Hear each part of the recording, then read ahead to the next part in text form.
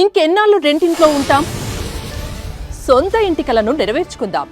Suman TV biggest property expo October 18th, 19th HSCC Novotel Hyderabad. ఇప్పుడే free entry కోసం call చేయండి.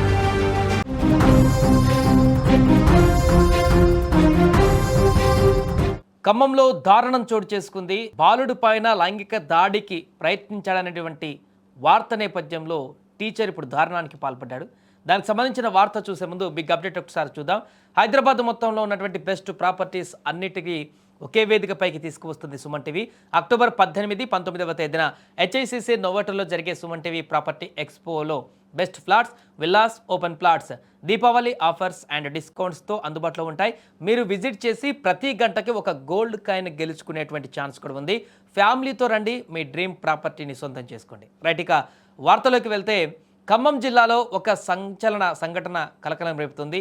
కొనిజర్ల మండలం అమ్మపాలెం గ్రామంలోని మైనార్టీ బాయ్స్ రెసిడెన్షియల్ స్కూల్లో ఒక ఉపాధ్యాయుడి ఆగడాలు వెలుగు చూశాయి. నిన్న పాఠాలు చెప్పవలసిన గురువే కీచకుడిగా మారడంతో ఆ బాలుడి జీవితం అతలాకుతలం అయిపోయింది. అక్కడ చదువుకునేటువంటి బాలుడి జీవితం. మైనార్టీ రెసిడెన్షియల్ స్కూల్లో చదువుతున్నటువంటి ఒక మైనర్ బాలుడిని అదే పాఠశాలకు చెందినటువంటి జువాలజీ టీచర్ లైంగికంగా వేధించినట్లుగా తెలుస్తుంది.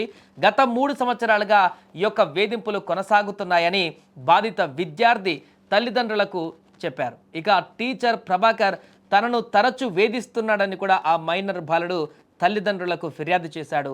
ఇటీవల దసరా సెలవులకు ఇంటికి వెళ్ళినటువంటి ఆ మైనర్ బాలుడు సెలవుల తర్వాత స్కూలుకు వెళ్ళనని కన్నీరు పెట్టుకున్నాడు.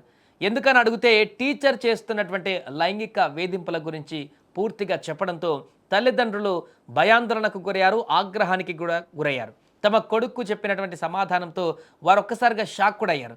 వెంటనే పాఠశాల ప్రిన్సిపల్తో పాటు కొనిజర్ల పోలీసులకు ఫిర్యాదు చేశారు తల్లిదండ్రులు. విద్యార్థి తల్లిదండ్రుల ఫిర్యాదు మేరకు కొనిజర్ల పోలీసులు వెంటనే స్పందించారు. నిందితుడు జువాలజీ టీచర్ ప్రభాకర్ పైన పోక్సో కేసు నమోదు చేశారు. ఈ వ్యవహారం పైన ఉన్నతాధికారులు కూడా కఠినంగా వ్యవహరించారు. నిందితుడైన టీచర్ను ఉద్యోగం నుంచి తొలగించారు. తనపైన పోక్సో కేసు నమోదు కావడం, అలాగే ఉద్యోగం కోల్పోవడంతో టీచర్ ప్రభాకర్ తీవ్ర మనస్తాపానికి గురయ్యాడు. విషయం బయటికి రావడంతో పరువు పోతుందని భావించాడు. ఈ క్రమంలోనే అతడు పురుగుల మందు తాగి ఆత్మహత్యకు పాల్పడ్డాడు. అపస్మారక స్థితిలో ఉన్న టీచర్ను హుటాహుటిన హైదరాబాద్లోని ఒక ప్రైవేట్ ఆసుపత్రికి తరలించారు. అక్కడ చికిత్స పొందుతూ అతని పరిస్థితి విషమించడంతో మృతి చెందాడు. ఒక చిన్నారి పైన వేధింపులు, ఆ తర్వాత టీచర్ ఆత్మహత్య సంఘటన ఇప్పుడు ఆ ప్రాంతంలో తీవ్ర చర్చనీయాంశమైంది. ఇది ఇంకా దర్యాప్తు దశలను ఉంది కాబట్టి అసలు ఏం జరిగింది ఏంటనేటువంటి పూర్తి వివరాలు కూడా బయటకు వచ్చేటువంటి అవకాశం ఉంది. ఏదేమైనా కూడా ఒక బాలుడి పైన, మైనర్ బాలుడి పైన టీచర్ అఘాయిత్యం చేసినట్టుగా వచ్చినటువంటి అంశం తీవ్ర చర్చనీయాంశంగా మారినటువంటి సందర్భంలోనే ఊహించని పరిణామం చోటు చేసుకుంది. ఎవరైతే ఆరోపణలు ఎదుర్కొంటున్నారో ఆ టీచర్ ఈరోజు ఆత్మహత్యకు పాల్పడ్డం, దాంట్లో ఆరోగ్యం విషమించి మృతి చెందినటువంటి ఘటన అయితే సంచలనంగా మారింది. దీంతో ఒక్కసారిగా ఆ రెసిడెన్షియల్ స్కూల్ పరిసరాలు మొత్తం కూడా తీవ్ర విషాదంలోకి మునిగిపోయాయి. అంతేకాకుండా ఈ యొక్క సంఘటనలు వరుసగా జరిగినటువంటి 2 సంఘటనలతోటి మిగతా విద్యార్థులంతా కూడా తీవ్ర భయాందోళనకు గురయ్యారు. మిగతా ఉపాధ్యాయులంతా కూడా కొంత ఆందోళనకు గురయ్యారు. అసలు ఏం జరిగింది, దీనికి సంబంధించినటువంటి ఒక చర్చ అయితే కన్ఫ్యూజన్ కొనసాగింది. ఏదేమైనా కూడా ఖమ్మం జిల్లా వ్యాప్తంగా అయితే ఈ యొక్క వార్త ఇప్పుడు తీవ్ర సంచలనంగా మారింది.